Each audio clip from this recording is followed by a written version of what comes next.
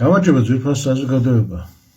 ჩვენ რაციონალისტური აზროვნების ეპოქაში ვცხოვრობთ, სადაც უმეტესად ადამიანები თავის გონებას ენდობიან და თვლიან, რომ ის აზრი, რომელიც მას მოუვა, საღი აზრია და აუცილებლად სწორი აზრია, რომ არანაირი ძალისხმევა ამისთვის არ არის საჭირო, რომ twins აქვს იმის თვისება, რომ ავტომატიურ რეჟიმში ფაქტობრივად აირჩიოს ის სწორი გზა, ის ენდობა ამ მიმართულებას, მისი ტვინის, მისი აზროვნების, მისი გონების მოქმედების მიმართულებას და შესაბამისად გადაწყვეტილებას მიღებული აქვს და ენდობას უცხადებს თავის გონებას.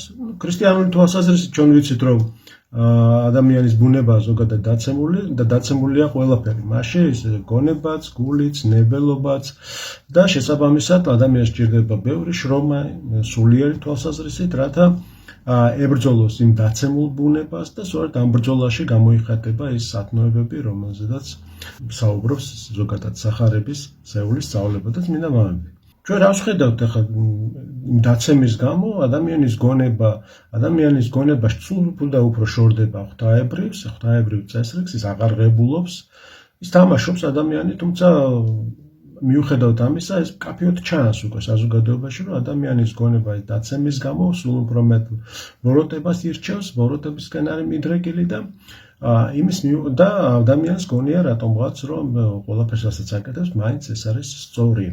ეხლა ჩვენ ნეირომეცნიერებას უნდა მივმართოთ, რადგან და როგორც დამხმარე საშუალებას, რადგანაც ნეირომეცნიერება გვეხმარება გავიგოთ, როგორ აზროვნებს ადამიანი, როგორ მოქმედებს მისი ტვინი, ადამიანის ტვინი და მართლაც აქვს ჩვენს ტვინს ისეთი თვისება, რომ ავტომატიურ რეჟიმში ფაქტობრივად ირჩევდეს სიმართლეს და ამის უნარი აქვს თუ არა. და ნეირომეცნიერება პირდაპირ ამბობს, რომ ეს უნარები ჩვენთვის არ გააჩნია. ანუ ფაქტობრივად იგივე დასტურდება, რაც ჩვენ სულიერი თვალსაზრისით ვიცით, მაგრამ ნეირომეცნიერება ანუ უფრო პრაქტიკული, არა მეტაფიზიკური აზრით, არამედ ფიზიკური თვალსაზრისით ჩვენ ვხედავთ, რომ მეცნიერება გვეუბნება, რომ არა, გონება ესე არ აზროვნებს.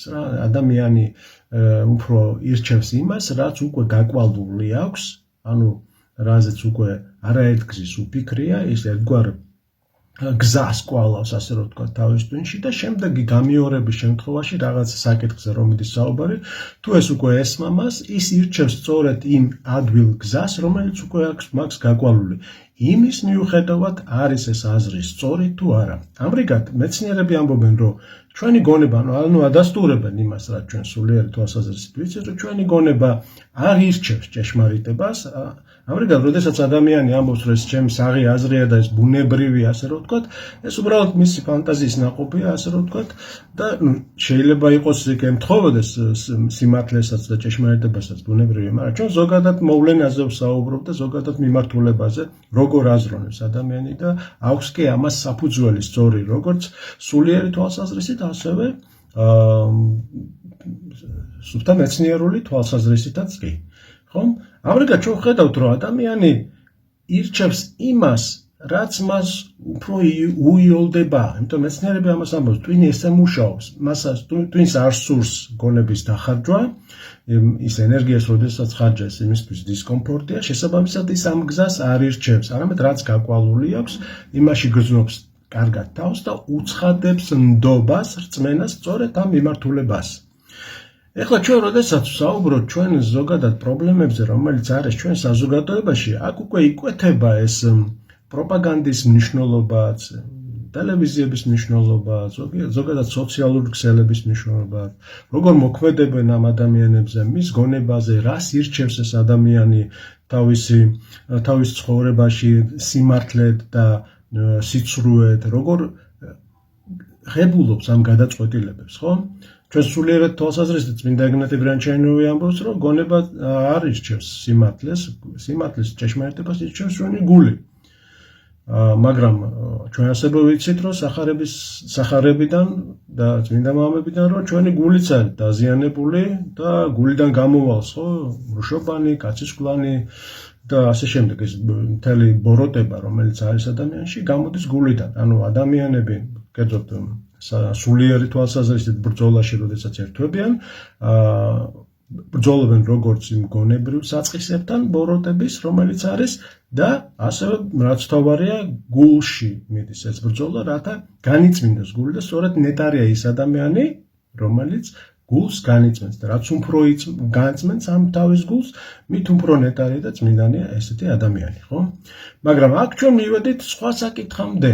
აქ ანუ ისევ გონებას რო დაუბრუნდეთ, სურს კი ადამიანს თავისი ნებით აირჩიოს ეს. თუ ეს მას არ ურჩევს, რომელ გზას აირჩევს ეს ადამიანი, რომელი ურჩევნია, რომელი უფრო კომფორტულია მისთვის, რომელი უფრო მისაღებია ასეთი ადამიანისთვის. ანიზინეს ბუნებრივია უმეტესობისთვის იოლი გზა უფრო უკეთესია და ეს ფაქტობრივად ჩანს, ხო? ჩვენ ყველგან გავხედავთ, რომ ადამიანი ეძებს კომფორტს და სულ კომფორტი აკერია ენაზე და ეს დისკომფორტია, ეს დისკომფორტია და სულ კომფორტი უნდა.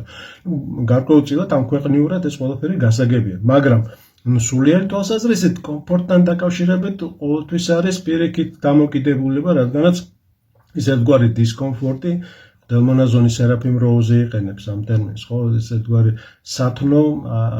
სათნო დისკომფორტი ერთგვარი, ხო? არა იული გზის არჩევა.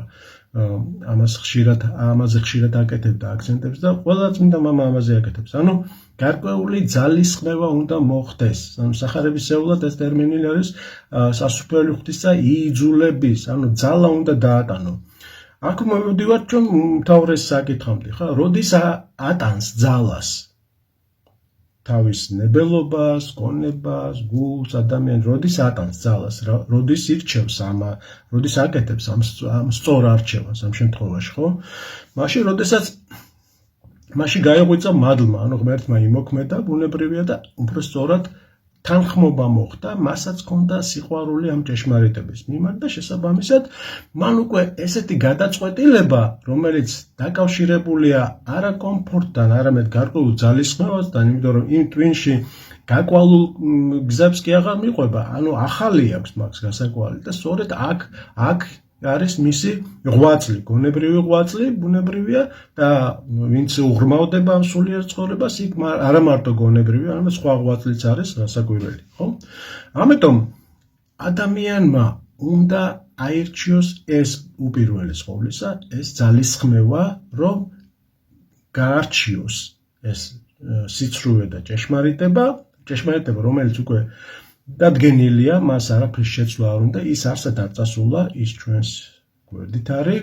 შენ უნდა აირჩიო ეს, როგორც კი შენ ამას ირჩევ, შენ ამ ბრძოლაში შედიხარ. არა იოლ გზაში შედიხარ, არა ფართო გზაში შედიხარ, არამედ ვიწრო გზაში შედიხარ. ეხლა ჩვენ უკვე რო განვიხილოთ ეს კონცეფცია, სუფთა მარტივი თვალსაზრისით ის, რაც ჩვენს ირგვლივ ხდება, ეხლა თუ ადამიანი მაგალითად იგივე მოდერნიზმი, რომელიც ერთ-ერთი ძირითადი პრობლემაა ეკლესიაში, ამას აღიარებს ყველა წმინდა მამა და ბოლო ავტორიტეტული მამები ყველა ეკლესიაში, ყველა ადგილობრივ ეკლესიაში, ეს არის სწორედ ამ არასწორი გზის არჩევა, ასე ფიქრი, ასეთი ძალისხმევით ცხოვრება და შესაბამისად ასეთი გადაწყვეტილებების მიღება. სხვა სიტყვებით რო ვთქვათ, არა მართლმადიდებული შეხედულების გაკვალვა, ესე იგივე ტერმინი რო გამოვიყენოთ, რომელსაც ეჩვევა ეს ადამიანი და როგორც კი საკითხი დგება, კითხვა ისმის და მან უნდა გამოხატოს თავისი აზრი, ის ირჩევს იმ იოლ გზას, რომელიც მის გონებაში უკვე გაკვალულია. ჩვენ დავაღვნიშნოთ, რომ ზოგიერთ ადამიანს საერთოდ მორწმუნეზე ლაპარაკი საერთოდ არ გაუგია განსხვავებული აზრი გარდა მოდერნისტურისა, იმიტომ რომ ის ამ სულისკვეთებაში გაიზარდა თავიდან ბოლომდე სრული ნდობა აქვს ამის, ხო? ბუნებრივია ამ შემთხვევაში, ანუ სხვა სიტყვებით რო ვთქვათ, ეხლა გავიაროთ ეს გზა, ადამიანმა ეს მიუხედავად მრავალი შეხსენებისა მის ცხოვრებაში, სინდისის ხილებისა, რომელიც შესაძლოა მის ცხოვრებაში უკვე მოხდა, მან ეს გზა არ აირჩია და დარჩა იმ გზაზე, რომელიც უფრო კომფორტულია. და რა არის ეს მოდერნიზმი? ის ამ ქვეყნიურ სიამებზე უფრო არის გადასული, ის ამას ირჩევს, როგორც ამ ქვეყნიურ სიამოვნებას და ოღონდ რელიგიური ტერმინოლოგიით, ოღონდ რელიგიური გაგებით და ამ სულისკვეთებით ის ერთვება ამ ცხოვრებაში.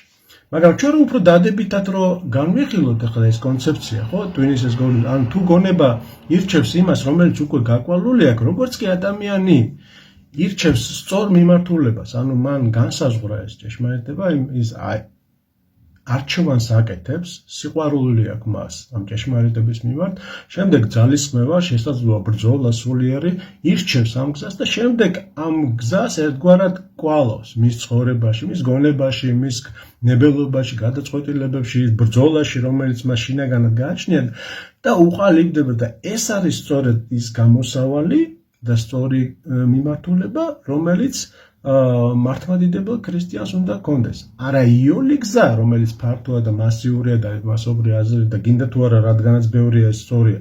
არა, ეს შეიძლება ასეც არ იყოს, ხო? არამედ ის, რომელიც დადგენილი ჭეშმარიტების აღიარებაა და რომელიც გონებამ ამ სულისკვეთებით, რომლის შესახებაც ჩვენ უკვე ვისაუბრებთ, არჩევანი გააკეთა და დაიჭირა სწორედ ეს ბრძოლის და ძალისხმევის გზა. ეს გზა არის კურთხეული და ეს გზა არის გამართლებული.